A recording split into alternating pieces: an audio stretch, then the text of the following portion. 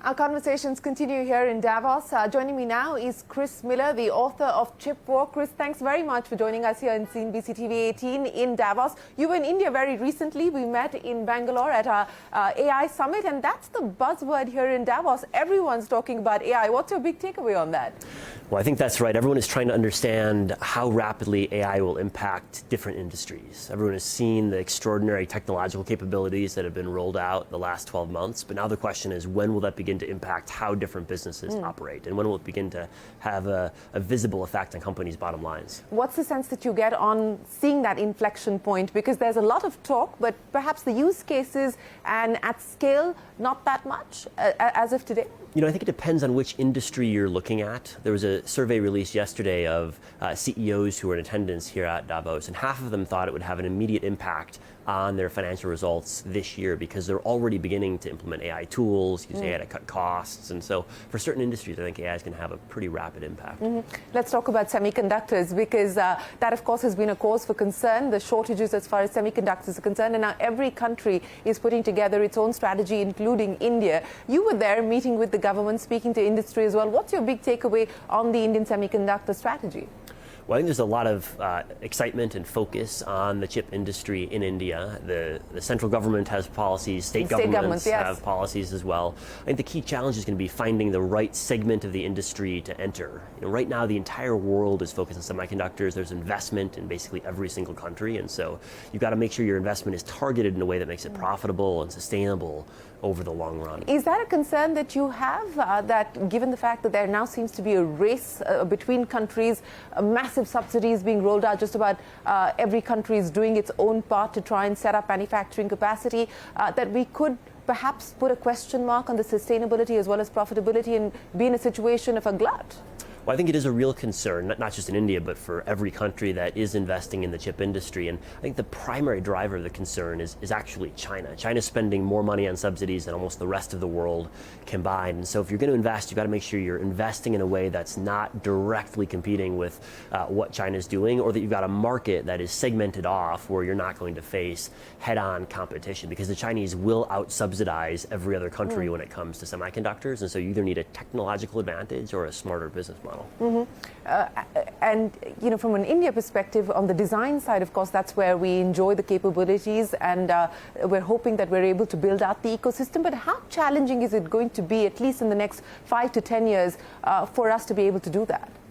Well, I think there's already an incredible wealth of talent in chip design in India. And so the challenge is going to be making sure that talent is working in the most successful and profitable directions. Right now, a lot of the chip designers in India work for foreign firms. And I think for India, the key focus has got to be building up Indian brands that can design chips not just for companies in India, but globally.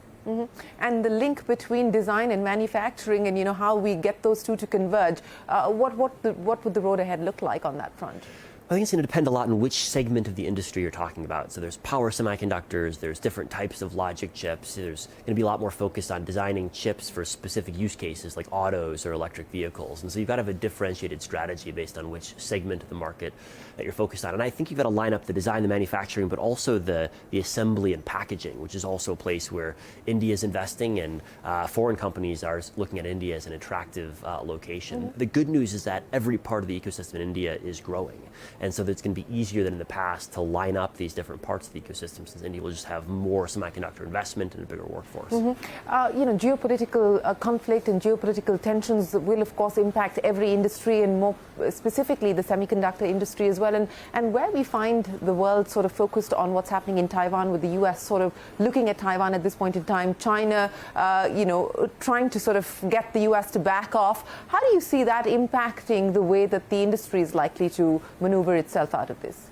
Well, I think the Chinese tensions around Taiwan have induced not just governments, but also companies to rethink the way that they structure their supply chains. And in my view, India is actually a major beneficiary of this. If you look, for example, at Apple's decision to shift a big chunk of iPhone assembly to India, that's precisely because Apple is worried about China-Taiwan tensions, and they're far from alone. The entire electronics industry is moving right now. Not completely, but there's more bifurcation between a China-focused sphere and the rest of the world world sphere, and India is going to be a real beneficiary of that trend. And as you said, this decoupling is underway. We're probably not going to see a complete sort of cut-off.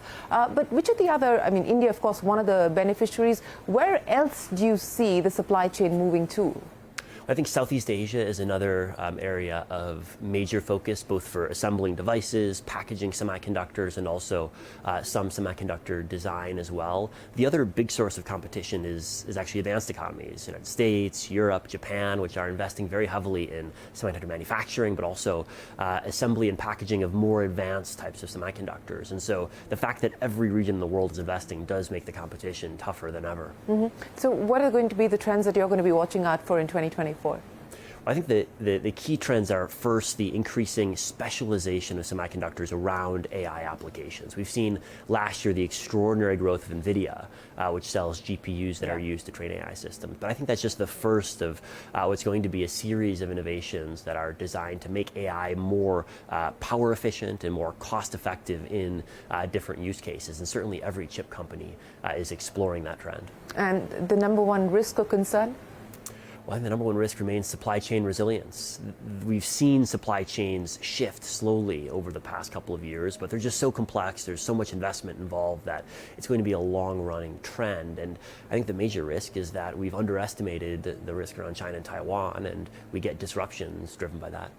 Chris, always a pleasure. Many thanks for joining us here in Davos, and we look forward to seeing you back in India. Thank you. Well, we are going to take a break here on CNBC-TV18, but the conversations will continue. We're back in a moment with plenty more.